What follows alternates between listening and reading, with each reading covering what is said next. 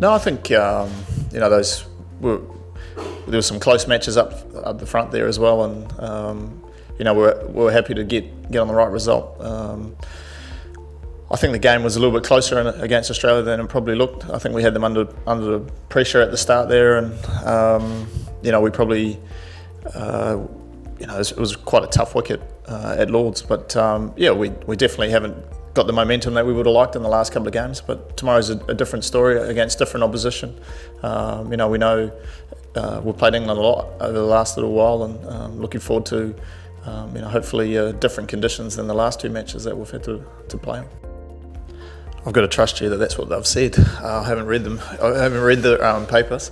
No, I think any time you're a captain, I played under many different captains. Obviously, Brendan was the extreme, and Kane, has his own unique style as well. I think at the end of the day, you've got to be true to yourself and be authentic, and more often than not, you get the right result. I think Kane is a fantastic world-class batsman and a world-class captain.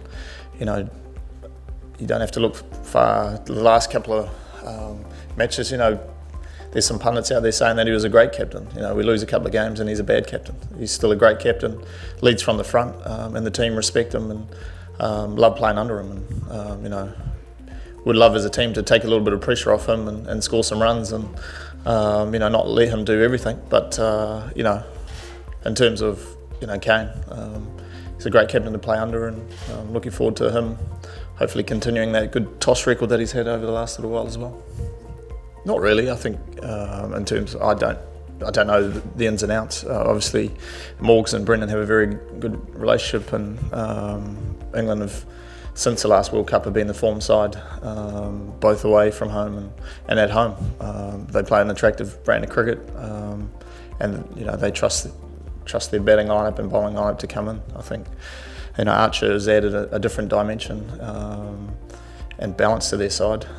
He's a fantastic bowler, but I probably haven't seen the best of him with his batting, because I think he's a fantastic batsman as well.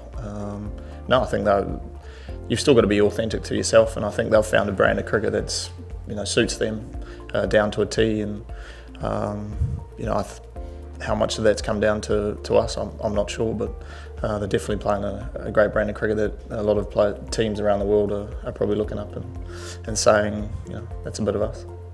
Yeah, definitely. I think every time you play, you want to win and go out there and put your best foot forward, I guess. And momentum is a big part of cricket.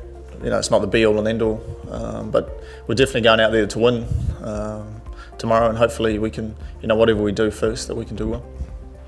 Yeah, hopefully not too far away. I felt pretty good throughout the whole tournament. A couple of strangles down the leg side, and a couple of good balls. That's the nature of the beast in cricket. You're not too far away from hopefully getting a few out of the middle and getting their confidence up and spending a bit of time. But sometimes in these situations you just got to do what's best for a team and contribute in any sort of way, whether it's with the bat or whether it's just rallying around the youngsters and trying to pump their tyres up in these tournament situations. But I think there's still a long way to go in this tournament, and I think hopefully we're not too far away to playing the brand of cricket we know we can play, because we definitely haven't played up to our potential so far, and hopefully that's not too far away.